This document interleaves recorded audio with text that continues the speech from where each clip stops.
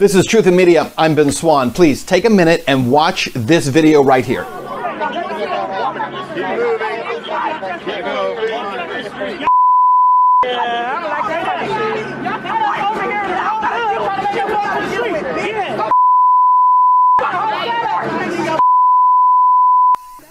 This is video from Los Angeles where a line of LAPD police officers are responding not to a riot, they're responding to a birthday party. That's right, 40 people at a birthday party calls out this kind of police response. What is it in response to? The coronavirus, social distancing, the lockdown orders, telling people not to gather in groups of 10 or more. And that was the response from LAPD. Oh, and by the way, it's not just happening in Los Angeles. Places where these lockdowns are becoming criminal activities if you're caught violating it. And what some judges are doing to track people who have contracted the coronavirus. All of it today, right now, on Truth in Media.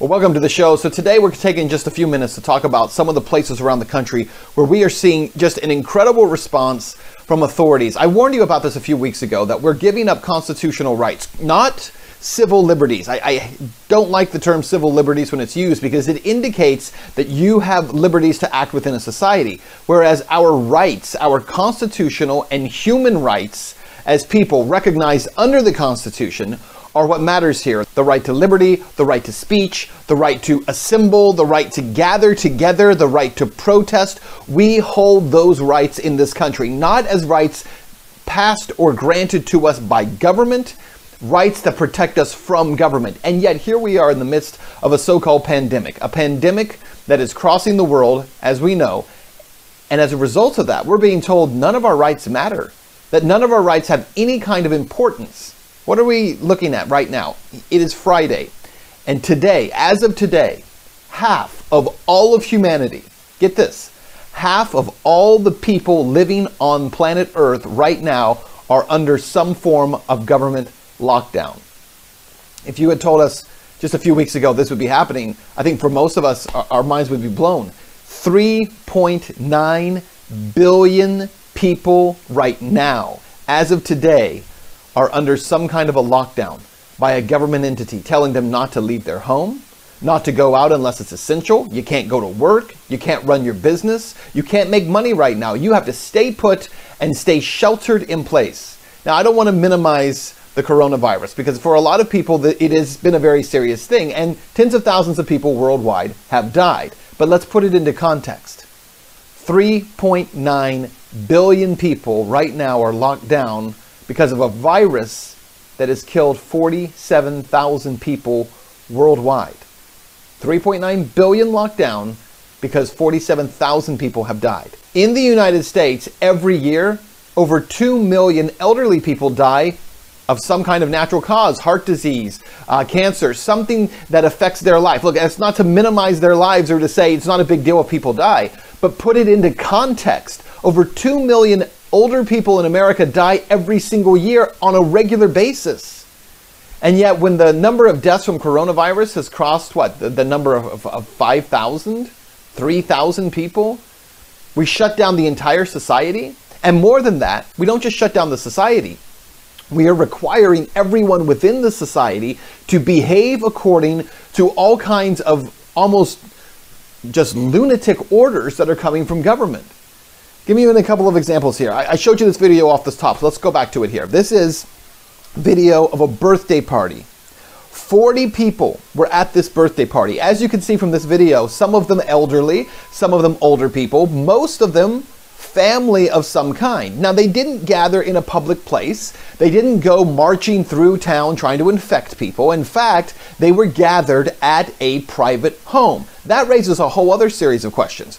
You know, when these orders come down for lockdown and shutdown and saying no gatherings of 10 or more people, shouldn't that apply only to public places, not a private home? If a private home says we want to have 40 people in here, why are we being told that that's not just not acceptable, it's illegal. And it requires a police response like this. It's also interesting to me that the police are gathered in a group of more than 10. Doesn't apply to them, apparently. And none of them are wearing face masks. But they're putting themselves in very close proximity to people who are committing no acts of violence. They're not looting. They're not rioting. They're not harming anyone. They're simply gathering for a birthday party. But this was the response. And it's happening in other places too. There's an incredible story right now out of New York City where a woman in New York was arrested for violating social distancing guidelines. But get this, she was taken and put into a jail cell for 36 hours in a small cell with 12 other women because she violated social distancing. She didn't keep her distance. She was arrested and put into a small space with 12 other people, which violates the social distancing guidelines. Does that make any sense at all? So the story was broken by The Intercept and essentially says that this woman who was arrested wasn't arrested because she violated those social distancing guidelines, because technically it's not a crime. Instead, police found other reasons to arrest her, including obstructing governmental administration, unlawful assembly, and disorderly conduct. That's what she was charged with. What happened? Well, apparently she had, quote, failed to maintain social distancing, according to court documents. 3 individuals appear to be among the first in the city to be arrested over the COVID-19 mitigation measures, despite city officials promising that those disregarding the lockdown would face fines at the most. Violating social distancing is not a crime per se, but each of the individuals arrested was charged with obstructing governmental administration, unlawful assembly, and disorderly conduct.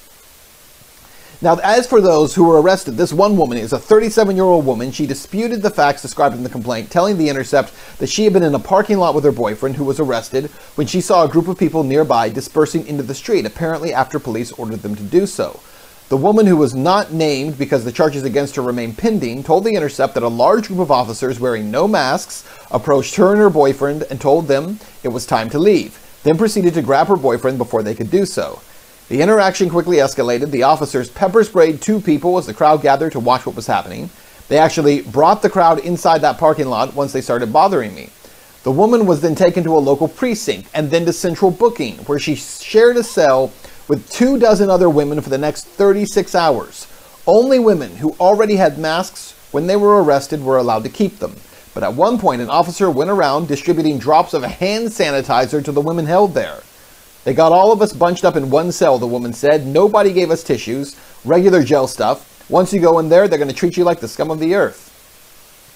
The woman was ultimately released on Sunday morning, but her employer has not allowed her back to work because of fears that she was exposed to the virus while she was in detention. Again, the idea here that police will arrest you for not abiding by social distancing guidelines, then throw you into a cell near people who are not able to abide by social distancing guidelines because they're all in a cell together, doesn't make any sense at all.